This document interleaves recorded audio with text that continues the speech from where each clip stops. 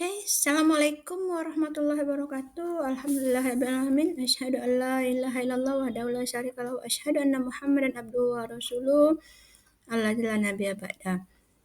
Pertama tentunya bersyukur karena masih diberi Allah kesehatan sehingga bisa sharing ilmu buat mahasiswaku tercinta, mahasiswa UIN Syahada Padang Sidempuan.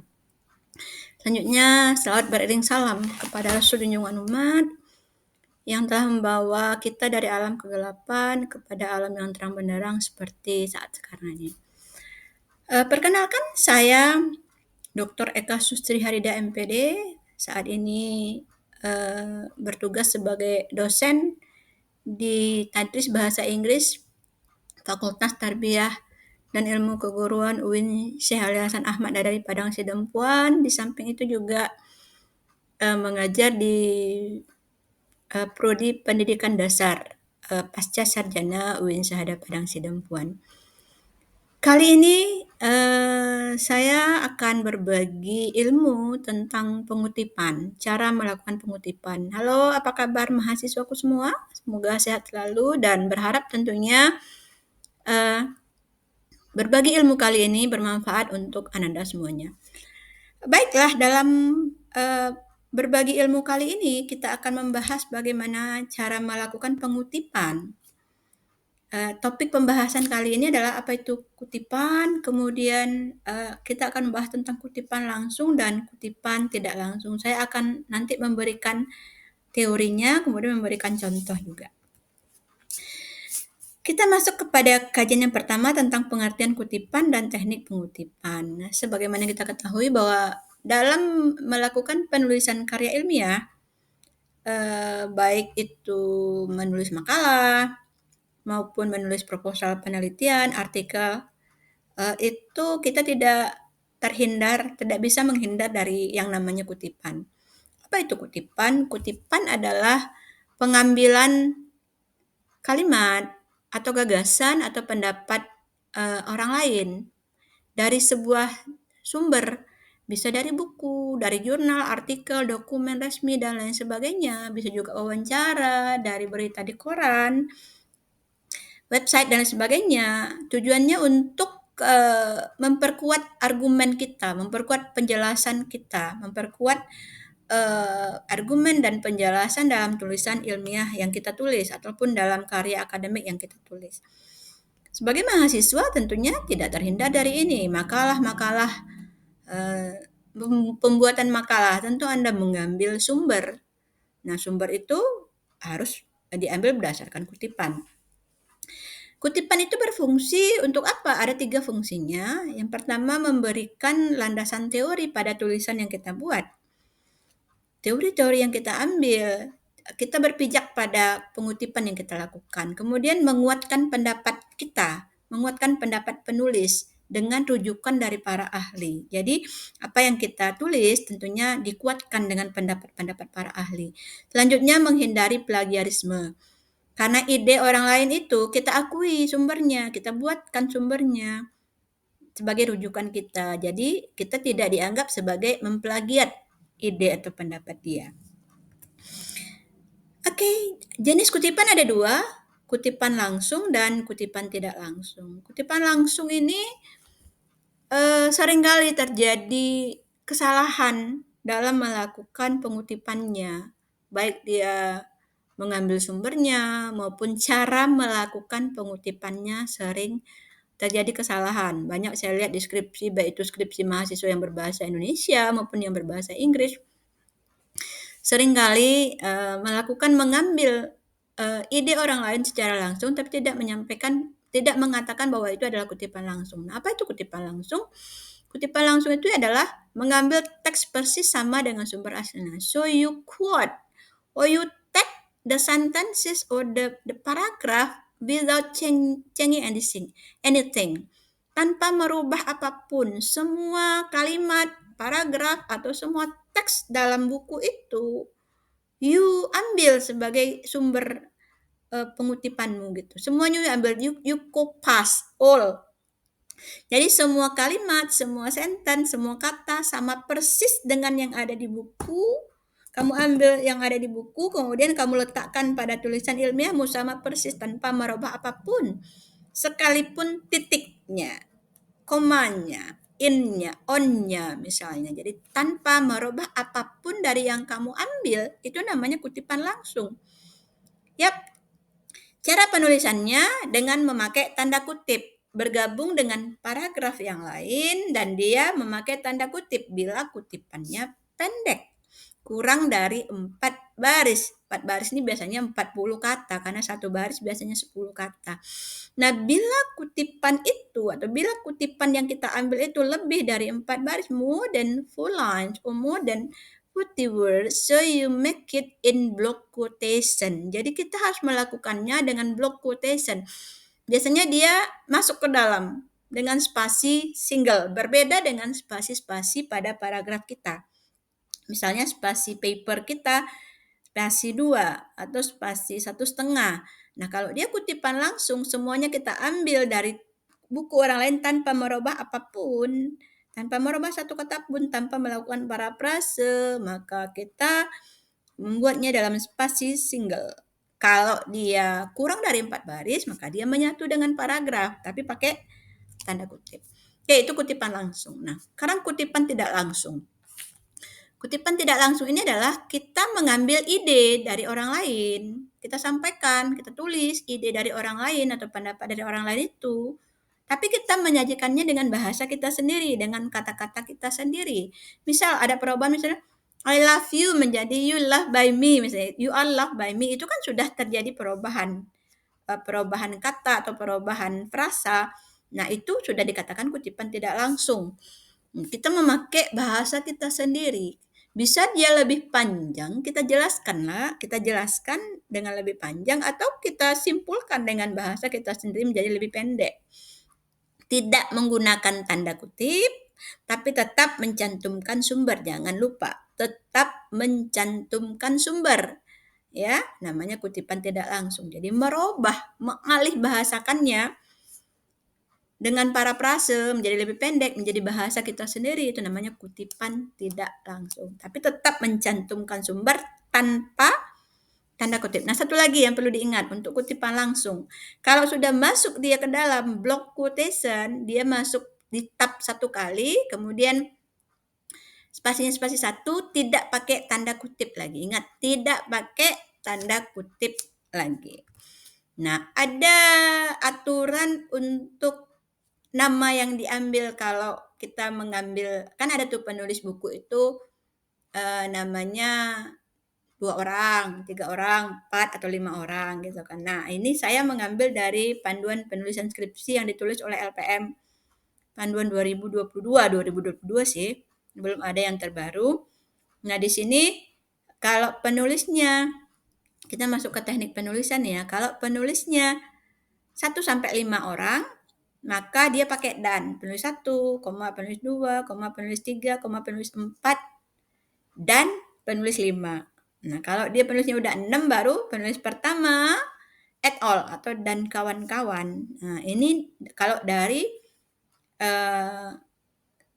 sumber buku pedoman penulisan skripsi. Namun pedoman penulisan skripsi ini bisa diturunkan ke penulisan di prodi dan di fakultas dan lain sebagainya.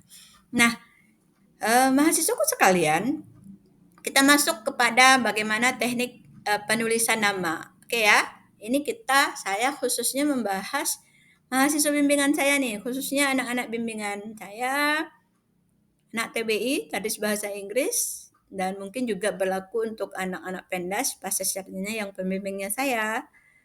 Ayo kita membahas tentang bagaimana penulisan nama atau sumber pada pengutipan kalau dia body note. Kalau penulisnya 1 atau 2 orang. Penulis 1, 2 orang namanya ditulis semua nama ditulis sebagai sumber. Misalnya penulisnya Sri Rahmadani Siregar dan Eka Sustri Harida. Maka ketika kita mengutip dalam paragraf, kita tulis Siregar dan Harida dalam kurung tahunnya, mengatakan bahwa ini kalau namanya di luar ya. Kalau namanya di luar, kan ada kalanya namanya di dalam nih, dalam kurung nama Siregar dan Harida 2024 semuanya dalam kurung. Berarti ini bukan mengatakan bahwa dia bahasanya nanti. Mungkin kata-kata aja dulu. Membaca adalah skill memahami teks di mana pembaca mengambil ide dari apa yang tertulis. Ini dari Siregar dan Harida misalnya. Dalam kurung dia, tanpa namanya di dalam Siregar dan Harida, 2024. Dalam kurung gitu kan. Nah, bisa juga pakai simbol dan. Tidak mesti pakai dan. Pakai simbol dan. Nah, ini untuk bahasa Indonesia ya. Kalau bahasa Inggris tentu N dia. Siregar, simbol dan Harida 2024 mengatakan bahwa. Oke, itu kalau penulisnya 2 orang. Oke, bagaimana kalau penulisnya 3? 3 sumber, 3 pengarang atau 3 penulis. Yuk, saya memakai karena menggunakan Mendeley, jadi melihat tadi mencoba secara langsung penggunaan Mendeley. Nah, dia langsung di et all-kannya gitu, tanpa menulis ketiga-tiga namanya. Yuk, misalnya penulisnya Sri Ramadhani Siregar, Eka Susti Harida, dan Fitri Rayani Siregar, maka dia langsung Siregar et al. 2024 mengatakan bahwa, atau Siregar dan kawan-kawan mengatakan bahwa membaca adalah bla bla bla bla bla misalnya kan. Nah, bisa juga, ada juga sih yang membuat pengutipan itu Siregar, Harida, dan Siregar 2024. Tapi kalau yang saya, pembimbingan dengan saya, kita melakukannya langsung dengan dan kawan-kawan kalau penulisnya 3. Boleh kita lihat, ini saya membuatnya langsung tadi dengan Mendeley. Ini kalau footnote, itu tadi body note ya kan, yang Siregar, Harida, dan Siregar tadi itu body note. Nah, kalau footnote, dia begini nih. According to Chain, penulisnya si Chain dan kawan-kawan, dia 3 penulis ini. Chain et al, ada footnote-nya. Footnote-nya boleh di depan, bisa juga di belakang kutipannya ya. Boleh di setelah namanya atau boleh setelah pengutipannya, tidak masalah. Ini pengutipannya. Nah, bagaimana dia di footnote? Nah, di footnote semua namanya ditulis. Dari si Chain tadi, Chain et al. Tadi ternyata penulisnya si Kate Chain, si Jane Okhal, dan si Peter Bryan. Ini penulisnya tiga-tiganya ditulis. Jadi pada footnote semua namanya ditulis dan tidak ada yang dibalik untuk di catatan kakinya. Kita lihat pada daftar pustakanya. Di daftar pustakanya ada nama yang dibalik, nama penulis 1. Ini, nama penulis 1, dia Kate Chain nama tadi kan, jadi menjadi Chain, Kate. Nah, nama penulis 2 dan 3 ditulis sebagaimana nama aslinya, tidak dibalik. Oke? Nah, tapi kalau kita menggunakan Mendeley biasanya langsung otomatis dia itu, tidak berubah.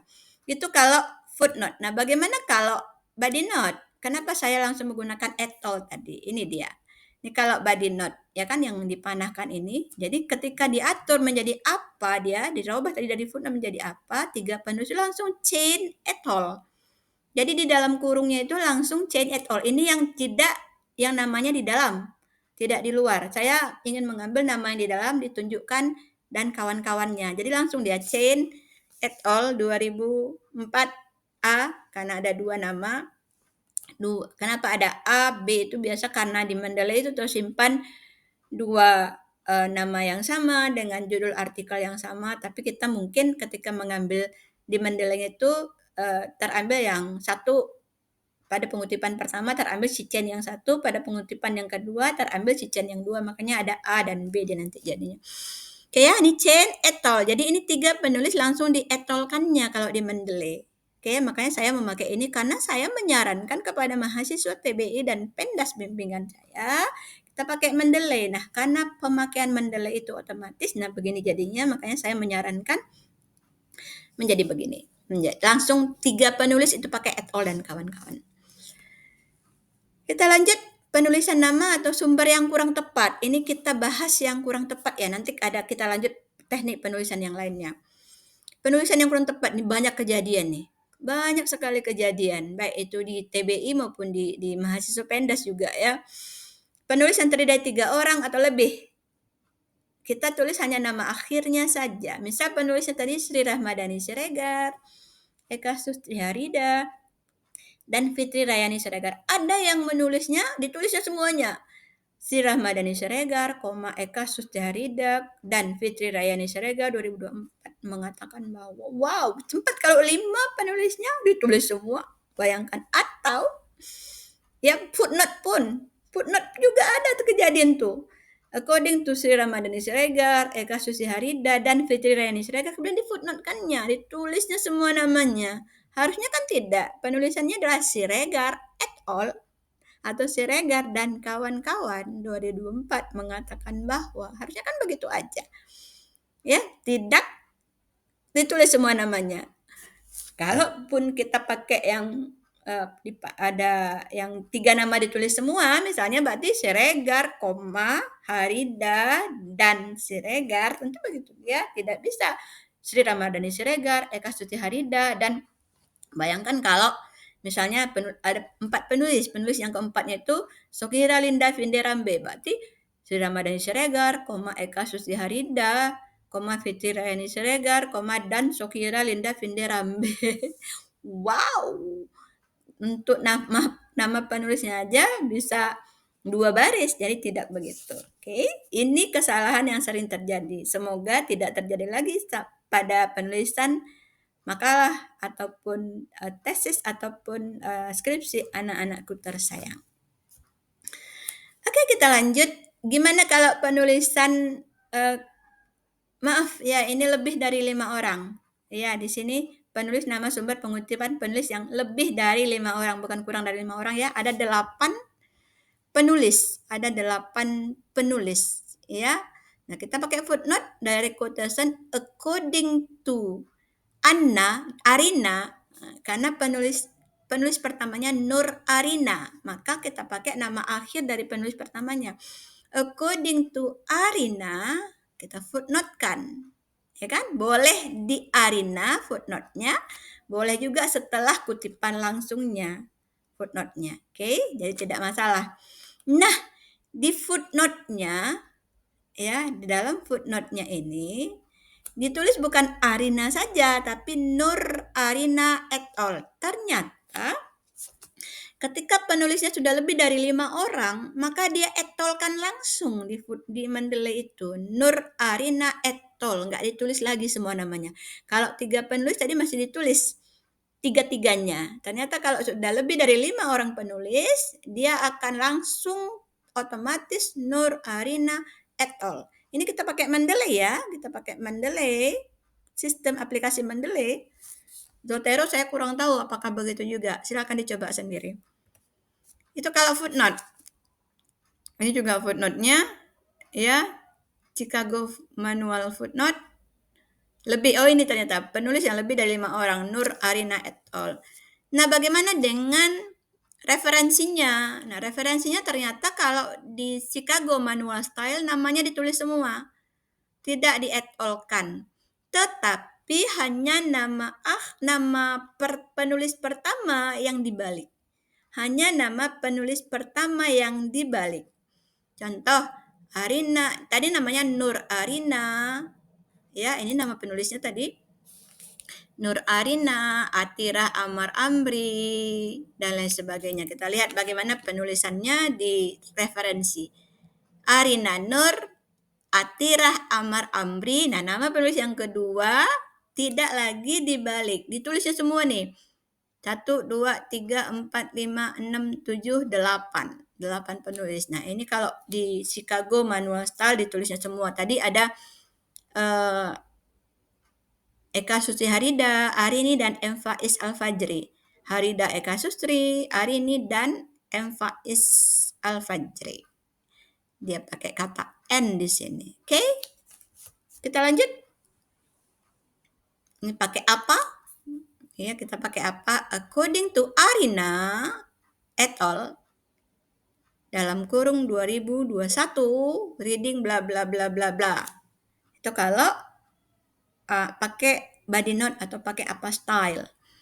Nah, jadinya begini dia. Kalau di apa style, di referensinya atau di daftar pustaka tetap semua nama dibalik. Dipendekkan. Arina N, Amri A, ya semua namanya dibalik dan dipendek-pendek. Kalau di footnote tadi tidak dipendek. Kalau kita memakai Chicago Manual Style, namanya tidak dipendek. Ya, oke. Oke, kita lanjut kepada jenis-jenis kutipan. Itu tadi teknik penulisan nama ya. Sekarang ke jenis-jenis kutipan. Kita ke kutipan langsung. Seperti yang dijelaskan tadi bahwa kutipan langsung atau direct quotation adalah mengutip ucapan atau tulisan orang lain persis sama dengan teks aslinya tanpa merubah. Biasanya diberi tanda kutip, namun kalau lebih dari 4 baris maka dipisah dengan alinea sebelumnya dengan spasi single. Tujuannya adalah untuk menjaga keaslian kata-kata penulis atau kata-kata pembicara. Biasanya digunakan kata-kata yang paling kuat atau yang asli. Jadi hanya kata-kata penting itu yang kita kutip. Kalau nggak penting biasanya tidak kita kutip atau jadikan aja. Kita alih bahasakan aja. Yuk kita lanjut kutipan tak langsung.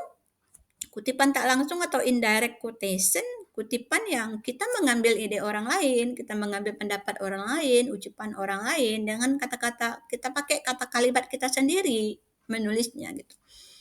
Tapi nggak ngubah makna, tidak merubah maknanya. Maknanya tetap sama, tapi kita merubah misalnya tadi I love you aslinya gitu kan. Nah, kita mau pakai bahasa kita sendiri. Jadi dia mengatakan I love you, bukan begitu. Dia mengatakan bahwa dia mencintai saya. Bahwa saya dicintai olehnya. Itu udah tidak langsung. She said that I love you tadi kan. I love you. You are loved by me misalnya. Kita buat katanya menjadi seperti itu. Jadi kita pakai bahasa kita sendiri. I love you menjadi you are loved by me misalnya. Itu kan sudah merubah bahasanya dari langsung ke tidak langsung. Oke, itu kutipan langsung dan tidak langsung. Kita langsung lanjut ke kutipan langsung. Kita ambil contoh original source-nya dari Eka Sustri Harida 2021. Reading is an interactive process that happens in human mind to reconstruct the meaning to get the information from what they have read. Ini from Eka Sustri Harida 2021 halaman 5. Jadi direct quotation-nya Harida, nah kita mengambil namanya kita keluarkan, Harida said, ya 2021 5, reading is bla bla bla, itu asli tanpa merubah satu kata pun, itu namanya kutipan langsung. Oke, misal Haridanya di belakang, kita tidak Harida said that, tapi Haridanya di belakang. Reading is bla bla bla bla bla dalam kurungnya di belakang. Kutipannya, namanya, sumbernya di belakang boleh. Jadi boleh begini, boleh Harida 2021, boleh kutipannya dulu, baru namanya di belakang. Oke, kita lihat contoh kutipan langsung. Ya, ini 3 orang penulis. Original source-nya reading is bla bla bla bla bla dari Harida, dari Eka Sustri Harida, Arini dan M. Faiz Al-Fajri misalnya 2021 halaman 5. Jadi direct quotation-nya langsung according to Harida, Arini and Al-Fajri. Nah, gitu kan? Bisa menjadi begitu dia reading is interactive process atau according to Harida et al. Nah, bisa langsung begitu dia. Yuk. Oke? Iya. Lanjut. Kita ke kutipan tidak langsung. Nah, ini kutipan tidak langsung. Original source-nya reading is bla bla bla masih yang tadi.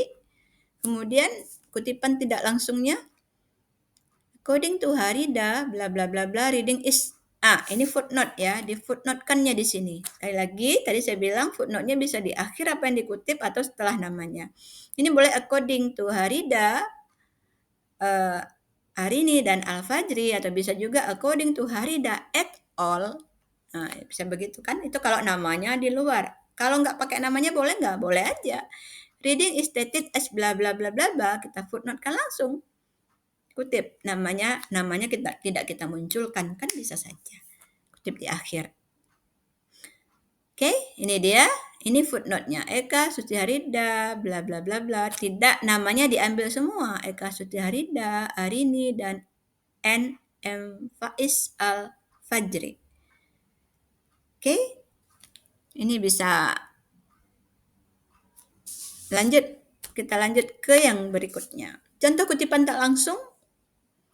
Kita lanjut. Dia body note. Sumber masih yang tadi. According to Harida 2021. Reading can be seen as bla bla bla bla, atau nggak pakai according, langsung Harida stated that. Tapi kalau udah kita pakai according, anandaku semua, kalau udah pakai according jangan pakai stated lagi ya. Menurut Harida berkata bahwa, jangan lagi. According to satu aja pakai. Kalau mau berkata ya udah Harida berkata bahwa, Harida stated that. Jadi gunakan according atau stated, itu salah satu, jangan dua-duanya. Oke, according to Harida, ini indirect quotation ya. Body not atau Harida stated that. Bisa begitu. Oke, kita lanjut. Contoh kutipan langsung. Kita ambil dari Henry Guntur Tarigan 2008. Belajar membaca bla bla bla bla. Itu kata si Henry Tarigan. Kutipan langsungnya menurut Tarigan 2008 12. Kalau namanya di luar berarti tahunnya yang di dalam. Kemudian bisa saja tidak pakai nama di luar tapi di dalam. Belajar membaca bla bla bla, dalam ada koma ya, koma karena di titiknya di akhir. Ingat, peletakan tanda baca itu penting sekali. Ini masih koma nih. Tarigan baru titik di akhirnya. Tarigan, koma 2008 halaman 12. Karena dia kutipan langsung, tentu kita terangkan halamannya. Kita tahu halamannya halaman berapa karena itu kutipan langsung. Kutipan yang kita ambil secara langsung tanpa mengubah apapun. Kita lanjut contoh kutipan tak langsungnya dari Tarigan tadi. Belajar membaca tadi, menurut Tarigan 2008 membaca bla bla bla bla gitu kan. Tetap kita cantumkan sumbernya walaupun dia kutipan tidak langsung. Oke ya, menurut Tarigan 2008 membaca tidak sekadar bla bla bla bla gitu kan. Ini kan introductory ini. Ya, fungsi koma sebagai introductory. Menurut Tarigan 2008, koma. Anak-anak semester 1, semester 3 kemarin di basic reading baru belajar fungsi koma. Jadi ini koma sebagai introductory word, introductory symbol ya, sebagai kata pengantar, mendahului, ada pengantar, sebagai pemisah antara pengantar dengan apa yang diantarkan gitu kan. Oke, lanjut. Contoh kutipan langsung direct quotation dengan dua penulis. Ini yang saya pakai yang bahasa Inggris. Noonan dan Carter penulisnya. Kalimat asli language teaching involves both knowledge bla gitu kan. Nah, kutipan langsungnya stated bla bla bla titik 2, harusnya titik 2, bisa juga koma. Lanjut, ada Noonan Carter dalam kurung. Kita lanjut, kita lihat contoh kalau footnote. Nah, ini footnote-nya. Noonan and Carter language bla bla bisa setelah Noonan and Carter footnote-nya, bisa juga di akhir. Oke, ini dia. David Noonan dan Ronald Carter. Yang kedua Jack C. Richard dan Theodore S. Roger. Jadi dari dua sumber. Oke, ini kalau kutipan langsung dari dua penulis rasa nggak masalah. Oke, ini kalimat langsung dengan tiga penulis. Ya, Brown, Richard, dan Harmer menjadi Brown, Richard, and Harmer argued technology bla bla bla bla, atau Brown et al. Bisa saja Brown et al. Kan tiga penulis, atau Brown dan kawan-kawan mengatakan bahwa gitu. Jadi boleh ditulis ketiganya atau langsung et al. Saja. Bagusnya sih di et al. Kan saja langsung. Oke, kita masuk ke kutipan. Ingat sekali lagi ini saya mengingatkan kembali. Kutipan langsung yang Anda kutip, yang saudara kutip, yang Anda kutip lebih dari 4 baris. Ya, kutipan langsung tadi apa? Kutipan yang tidak dirubah satu kata pun. Semuanya diambil dari sumbernya itu. Kita ambil, kita letakkan. Kita ambil misalnya kalau pun itu kita potong kertas itu, kita letakkan di tulisan kita semua tanpa ada perubahan gitu. Nah, dia lebih 4 baris, tidak. Oke, sorry. Tidak menggunakan tanda kutip lagi karena dia sudah masuk, kemudian menjorok ke dalam, indent, spasinya tunggal, tetap mencantumkan sumber. Seperti yang saya sampaikan di awal tadi. Tidak lagi pakai tanda kutip. Tanda kutip adalah kalau dia kutipannya kurang dari 4 baris, itu menyatu di paragraf. Nah, kalau dia kutipan lebih dari 4 baris, dia indent. Yuk kita lihat ini contohnya. Nah, dia begini ya. Ini kita ambil dari tarigan. Nah, ini kata-kata si tarigan. Dia masuk ke dalam. Ini adalah paragraf di atasnya. Ini masuk ke dalam indent style, block quotation, tadi istilahnya ini 1, 2, 3, 4, 5, 6, 7 baris. Spasi 1 masuk ke dalam, tidak lagi pakai tanda kutip, tidak pakai tanda kutip. Oke? Karena sudah masuk, ciri khasnya dia udah masuk ke dalam spasinya 1. Ngapain lagi pakai tanda kutip? Sekalian aja di bold, di italic. Sekalian aja lah semuanya. Oke ya, ingat sekali lagi. Tidak pakai tanda kutip. Indent masuk ke dalam, spasinya spasi 1. Oke? Itu untuk kutipan yang lebih dari 4 baris. Oke, ini contohnya. Beginilah, ini saya ambil contoh dari buku panduan penulisan skripsi UIN Syahada Padang Sidempuan. Oke, untuk panduan lebih lengkapnya dapat dicek di panduan penulisan tesis skripsi dan tesis UIN Syahada Padang Sidempuan. Bisa di linknya. Mungkin ini saja pembahasan kita untuk kali ini. Apabila ada model penulisan kutipan yang ingin kita diskusikan atau model penulisan kutipan mana lagi yang kurang paham, yuk mari kita diskusi.